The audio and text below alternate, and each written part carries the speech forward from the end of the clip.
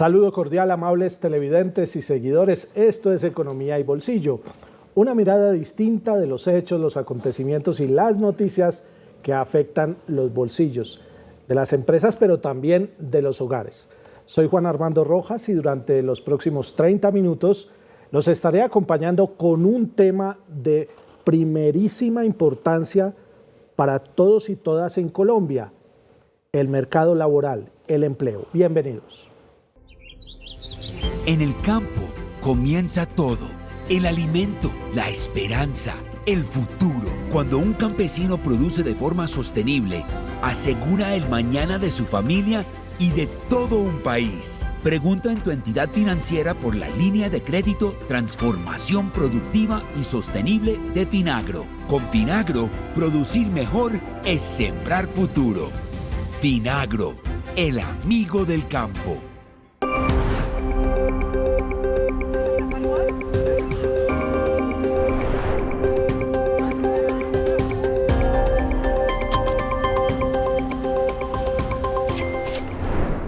Comenzamos este nuevo episodio de Economía y Bolsillo con un dato, mucha atención.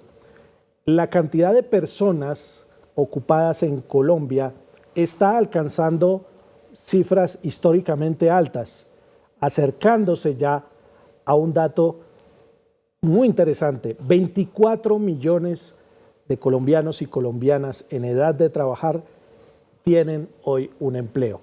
24 millones, cerca de 24 millones.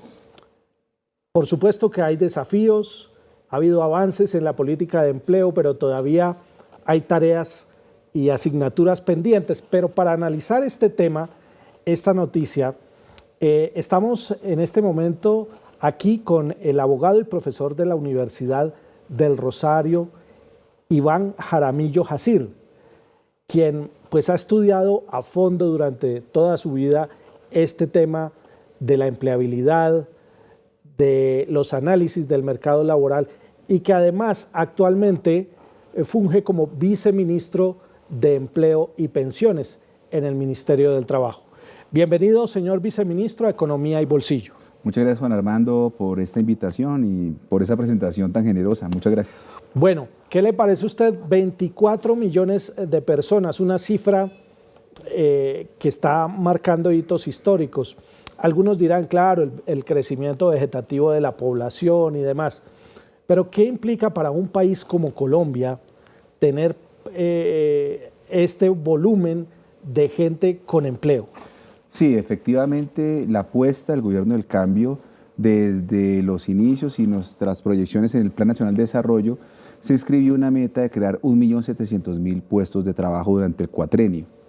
A 2025, es decir, todavía tenemos un año por delante, tenemos una creación de empleo de 1.900.000 puestos de trabajo. Luego hemos superado la meta ya con creces que nos habíamos propuesto, pero eso no implica que no tengamos una preocupación por seguir estimulando este crecimiento y seguir con políticas de intervención que promueven el trabajo decente. Nosotros tenemos programas específicos para promover la vinculación de poblaciones tradicionalmente segregadas del mundo laboral, que tienen muchas dificultades para ingresar por las barreras que se van creando, como personas con discapacidad, jóvenes, mujeres, etcétera, a los que les damos un estímulo directamente al empleador. Estos no son estímulos tributarios, Juan Armando, sino que directamente damos estímulos e incentivos para promover la vinculación de sus grupos poblacionales. Vamos a ir por partes porque es importante, señor viceministro, explicarles a los televidentes y a las televidentes y seguidores y seguidoras en redes sociales de dónde venimos, qué era lo que estaba pasando en los años anteriores con el mercado laboral y hasta dónde hemos podido llegar, porque precisamente las cifras del DANE lo que dan cuenta es que para agosto-septiembre del año 2022, cuando empieza el gobierno de Gustavo Petro, la fotografía era otra. Estábamos hablando de 22.2, 22.1 millones de ocupados. Ya estamos alcanzando una cifra cercana a los 24 millones. ¿Qué es lo que ha hecho posible que se haya generado y dónde se está generando el empleo nuevo en Colombia? ¿En qué sectores? Sí, efectivamente, para el año 2022 veníamos por un proceso de recuperación post-pandemia que arrojaba la cifra de 22 millones de ocupados. Nos propusimos mejorar ese volumen de personas que pueda acceder a una actividad, a una ocupación, a través de las políticas activas que hemos venido impulsando en cabeza del gobierno nacional. Como venía advirtiendo, hay una política transversal en cabeza de todo el gobierno, no solo el Ministerio de Trabajo, sino el Ministerio de Hacienda, Planeación Nacional, todos los estímulos que tenemos con el Ministerio de Agricultura, Ambiente, etcétera. Todo el gobierno está coordinado para lograr la mejora en las tasas de empleabilidad.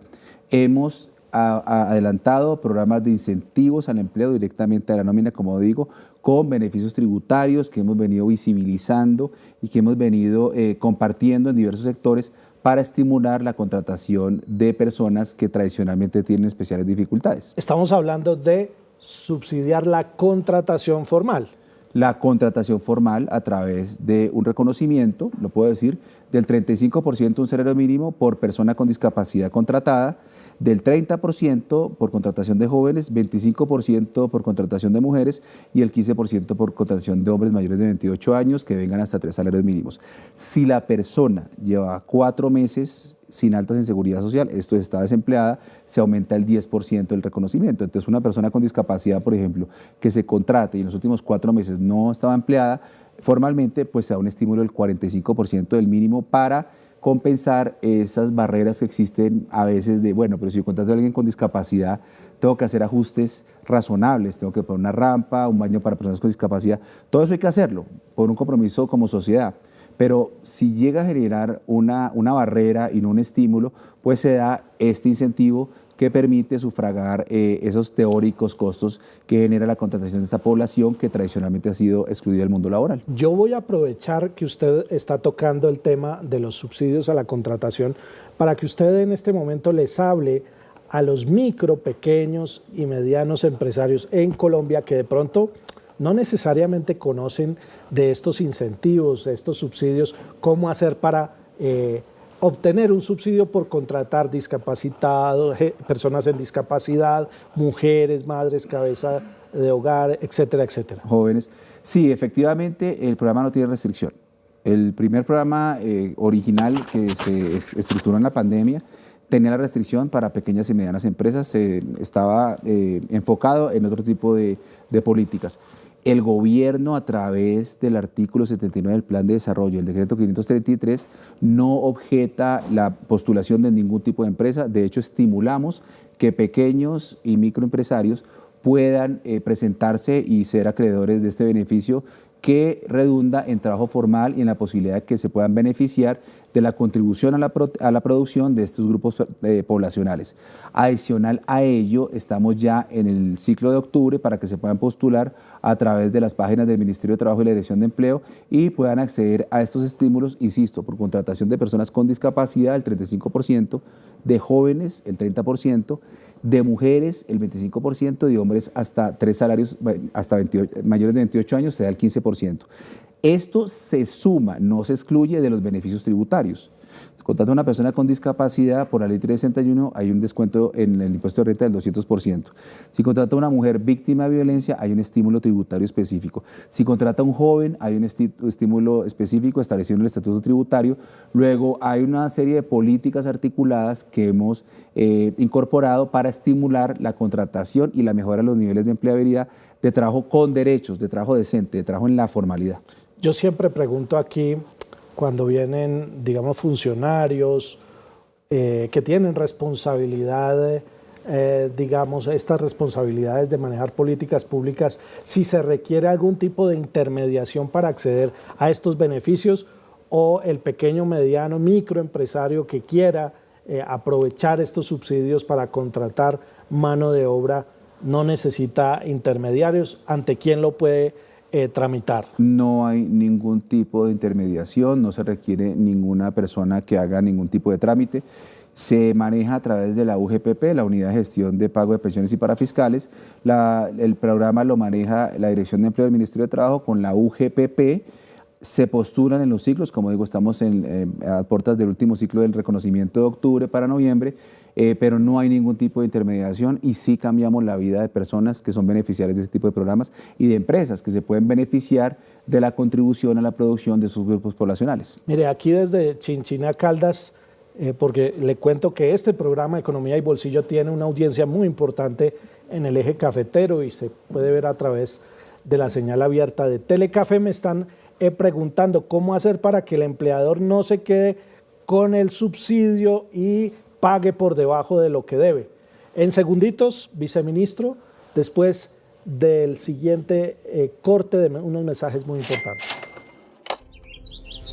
En el campo comienza todo, el alimento, la esperanza, el futuro. Cuando un campesino produce de forma sostenible, asegura el mañana de su familia y de todo un país. Pregunta en tu entidad financiera por la línea de crédito Transformación Productiva y Sostenible de Finagro. Con Finagro, producir mejor es sembrar futuro. Finagro, el amigo del campo.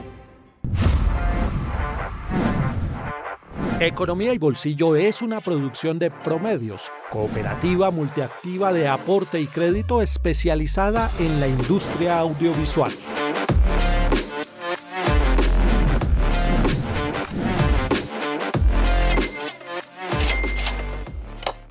Regresamos, esto es Economía y Bolsillo. En esta oportunidad estamos conversando con el viceministro de Trabajo, Iván Jaramillo.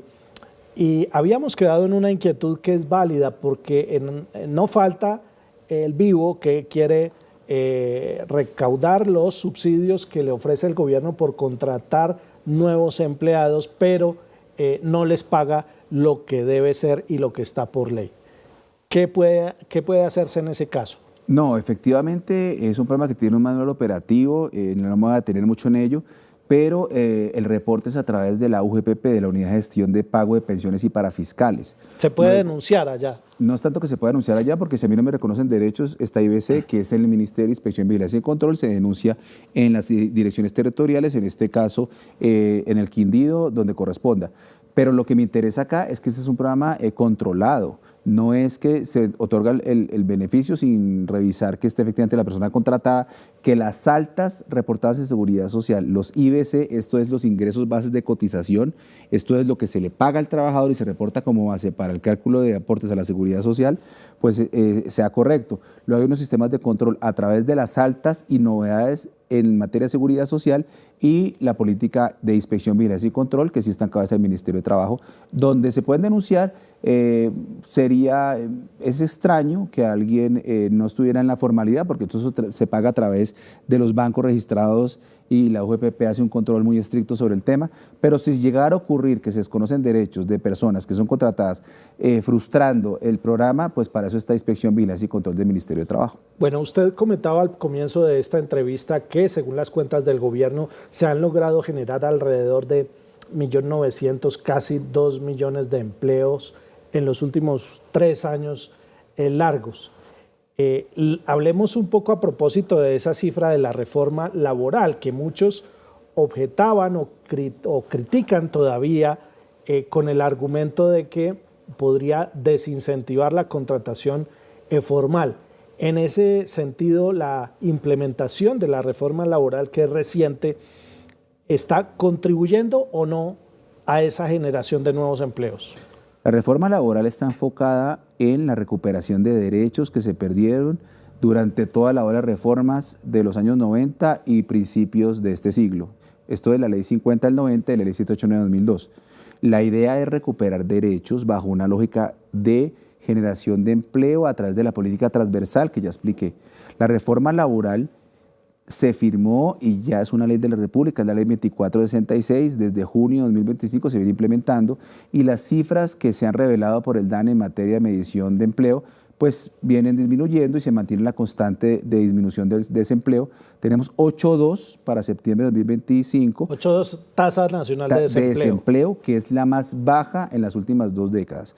Luego, las cifras lo que muestran es que la apuesta del gobierno de mejorar el esquema de derechos, recuperar derechos para mejorar la demanda agregada, esto es, que yo tenga poder adquisitivo para poder comprar bienes y servicios que la economía ofrece, pues ha redundado es en mejora de los índices de empleo, porque es que el empleo no se genera por leyes, el empleo se genera por una dinámica económica en la que la demanda juega un papel muy importante. Quedó muy complicada esa respuesta, en la que la gente pueda consumir, pueda comprar bienes y servicios, genera que... Más plata en el bolsillo. Claro, y si yo tengo más plata y hay más demanda, es decir, más solicitudes de mis servicios, pues lo que va a hacer el empleador es buscar personas para satisfacer esa demanda, esa solicitud de servicios. Es decir, ese análisis que ustedes han hecho desde el gobierno y desde el Ministerio del Trabajo les permite afirmar categóricamente que la reforma laboral ya está generando empleos. Que la reforma laboral está formalizando y que la política económica transversal de empleo ya ha venido generando durante los 3 años 1.900.000 empleos. Insisto, Juan Armando, las leyes laborales no generan empleo. Yo no puedo en un decreto, ordénese que todo el mundo tenga empleo en Colombia. Ojalá pudiera hacerlo y pues me facilitaría mucho mi trabajo. Pero es que la generación de empleos responde a factores económicos en los que el gobierno ha intervenido, como ya expliqué, y ha estimulado la contratación formal, que ha tenido los resultados que ya advertí, y además de ello aspiramos a que ese trabajo que se crea esté recubierto de condiciones de trabajo decente, no es cualquier trabajo. Fíjese que ya estamos entrando en la recta final de este año 2025 y se viene la tradicional discusión y la puja por el salario mínimo a propósito de estrategias para incentivar la creación y la formalización de los empleos en Colombia. ¿Usted qué les dice a quienes afirman que un aumento desproporcionado del salario mínimo puede destruir empleos? Les digo que los aumentos no pueden ser desproporcionados porque hay un catálogo de variables macroeconómicos, constitucionales y legales que hay que tener en cuenta cuando se fija el salario mínimo, no es caprichoso. Y les digo que durante este gobierno, en el cuatrienio, hemos aumentado nominalmente más del 37% del valor del salario mínimo. ¿37%? Durante los 3 años. 3 años. El año anterior, la inflación cerró en 5,2%. Y el aumento del salario mínimo fue 9,54, fue un aumento muy generoso por decisión del señor presidente.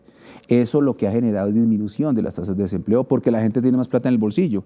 Si la gente tiene más plata en el bolsillo, pues compra más bienes y servicios. Más bienes y servicios es, señor, ¿qué vende cafés? Pues vende más cafés. Si yo vendo más cafés, pues me entro 2 o 3 personas que me ayuden a hacer los cafés y a venderlos. Entonces eso va generando una suerte de secuencia que estimula a través de la demanda la generación de empleo y, como digo, se ha aprobado.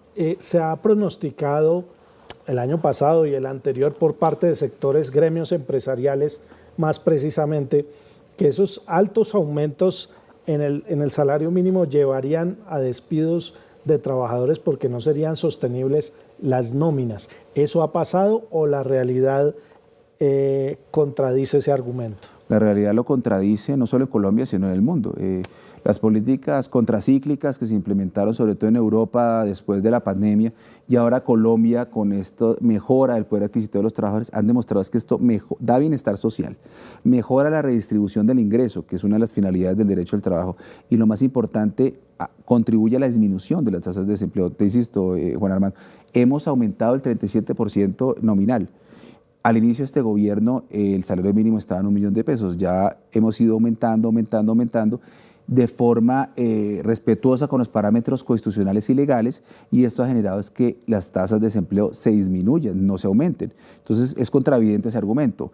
No hay aumentos desproporcionados, los aumentos están determinados y ligados a una base regulatoria y a una base que obliga al gobierno a tomar en consideración elementos macroeconómicos. Los puedo decir muy rápido: Producto Interno Bruto, inflación causada, inflación proyectada, contribución de los salarios al ingreso nacional y el carácter vital y móvil del salario. Entonces, están parametrizados, nosotros somos respetuosos de esos criterios, hemos ido haciendo los ajustes. No te olvides, además, Juan Armando, que para el año 2022, es decir, para el 2023, el salario fue acordado. Estuvimos muy cerca para 2024 y para 2025, pero no se trata de aumentos desproporcionados como se ha venido diciendo desafortunadamente. Bueno, en segunditos vamos a hablar de un tema que también toca la cotidianidad de millones de personas en Colombia y es la informalidad. ¿Qué tanto le estamos ganando o no la batalla a la informalidad en Colombia después de la siguiente pausa? Economía y Bolsillo es una producción de Promedios, cooperativa multiactiva de aporte y crédito especializada en la industria audiovisual.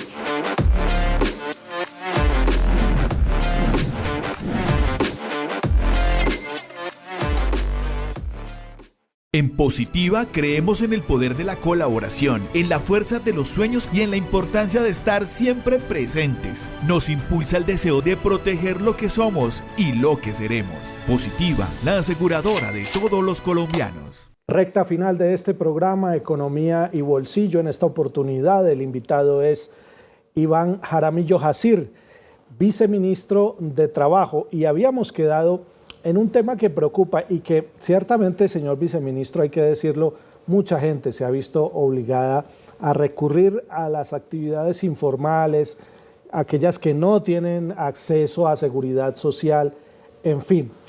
Aquí estoy viendo los datos precisamente del DANE sobre informalidad laboral y se tiene que, si bien la informalidad está en un proceso de declive, ha sido más lento de lo que el país desearía, pasando en los últimos 3 años de niveles del 60% a menos del 55%. Sigue habiendo mucha gente en la informalidad. ¿Qué se está haciendo y qué se puede dejar sentado en lo que resta de este gobierno para tratar de torcer o acelerar ese proceso de formalización del mercado laboral? Sí, yo diría que aquí sí, que es cierto que la reforma laboral, la ley 2466 de 2025, incorpora medidas para estimular la inversión de esos parámetros de informalidad en determinados sectores. Me explico muy rápido. Tenemos más de 700.000 trabajadores y trabajadoras de servicio doméstico normalmente en la informalidad. Hay medidas en la reforma para estimular la formalidad de este grupo poblacional.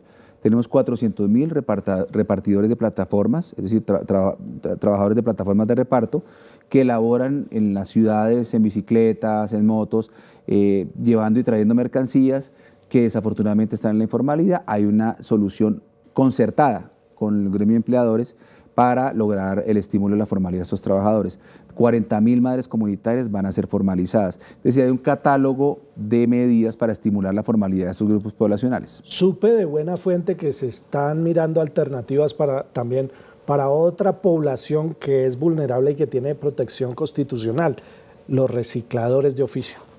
También hay un esquema de protección social y un escudo de protección y de acompañamiento para estimular que estos grupos de poblacionales tradicionalmente excluidas de la formalidad, excluidos del mundo de la protección social, pues puedan ser incorporados. Lo estamos haciendo con la Comisión de Regulación de Agua Potable y Saneamiento Básico como gobierno, pero esto demuestra que ahí sí hay políticas de estímulo a la formalidad. Es que mira, Juan Armando, yo sé que los que me están escuchando lo saben. Contratan a alguien para que los ayude, yo, a un cuidador, y me dice, pero es que donde usted me contrate y me dé alta en seguridad social, pierdo el Sisbén. Entonces déjeme así y los dos ganamos, porque usted no paga y yo tampoco, y pues nadie dice nada.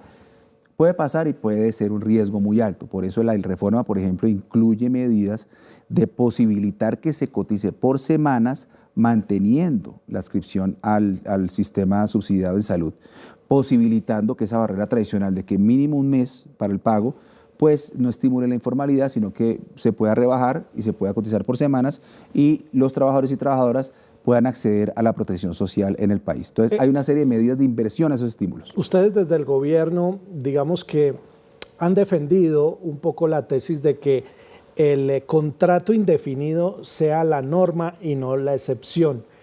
¿Será que eso sí es posible? Es posible, es la regla que inspira el derecho al trabajo en el mundo. Lo que se promueve es la vocación de permanencia en los empleos, no las relaciones precarias en el tiempo. Lo que estimula cualquier ordenamiento laboral en el mundo es que las personas sean contratadas con vocación de permanencia. Primero le conviene a la empresa, que las personas van a tener sentido de pertenencia, van a tener una aspiración de carrera entre las diferentes organizaciones y van a tener unas aspiraciones dentro de esos marcos. Pero si yo contrato a la gente con precariedad, pues lo que va a pasar es que van a estar más pendientes de la finalización del vínculo, de que tienen que saltar a otro tipo de espacios en lo laboral, de qué van a hacer cuando termine esto, no van a tener acceso a un crédito, no van a tener acceso a determinados bienes y servicios que suponen estabilidad en el empleo. Luego, es una apuesta como sociedad, no es un tema caprichoso del gobierno, es un tema que inspira los ordenamientos laborales desde su fundación y que genera bienestar social para todos y todas. Y hay compromisos internacionales de Colombia ante la OIT para que el empleo sea de convocación de permanencia. Es uno de los parámetros de admisibilidad del trabajo decente, no solo en Colombia, sino a nivel global, con la Organización Internacional del Trabajo, que además acompañó el diseño y ahora la implementación de esta reforma, no solo con ellos, sino con la Organización para la Cooperación y el Desarrollo Económico, la OCDE. Hay diferentes recomendaciones en los TLC con Estados Unidos, con Canadá, con la Unión Europea, para promover el trabajo decente. Pero insisto, no es caprichoso ni es contra ningún sector. A los empleadores les conviene la vocación de permanencia, porque si yo tengo un concesionario, ¿quién me compra carros si a la gente no le dan crédito? Claro. Si yo tengo una inmobiliaria, como ¿quién me compra a mí los inmuebles si a la gente no le dan crédito? Normalmente ninguno de los ciudadanos tenemos plata en el bolsillo, el flujo para comprar un apartamento o un carro. Necesitamos crédito, pero el crédito supone estabilidad en el empleo. Es apenas lógico que una entidad financiera no te va a dar crédito si no tienes esa vocación de permanencia. Luego fíjense que es un pacto social y son medidas que no están pensadas caprichosamente ni por un sesgo, sino que generan bienestar y, como digo, redistribución del ingreso, que es lo que aspiramos. Un minuto final, señor viceministro de Trabajo, Iván Jaramillo, para que usted nos responda rápidamente en estos meses que le quedan al gobierno, estos últimos meses en la recta final, ¿a qué se pueden comprometer en materia de generación de empleo más allá de lo que ya se ha hecho? A terminar la implementación de la reforma, generando oportunidades de trabajo para personas con discapacidad, trabajadores de reparto, trabajadores del servicio doméstico, madres comunitarias, etcétera. Es una apuesta de ciudadanía. El trabajo es pasaporte de ciudadanía para todos y todas. Sabemos eso y por eso nos comprometemos a continuar con este esfuerzo de generación de empleo en condiciones de trabajo decente. Lo voy a comprometer aquí, al aire, a grabar un segundo programa próximamente sobre un tema que nos queda en el tintero, pero que es importantísimo, y es la reforma pensional. Muchas gracias por atender esta invitación de Economía y Bolsillo. Espero tenerlo pronto para que hablemos de ese tema. Acepto irrevocablemente y muchas gracias por esa generosidad de permitirnos compartir con todos y todas los que se conectan hasta ahora. Un saludo muy especial a todos. Y a ustedes muchas gracias por compartir este y todos los contenidos de Economía y Bolsillo. Hasta una próxima. En Positiva creemos en el poder de la colaboración, en la fuerza de los sueños y en la importancia de estar siempre presentes. Nos impulsa el deseo de proteger lo que somos y lo que seremos. Positiva, la aseguradora de todos los colombianos.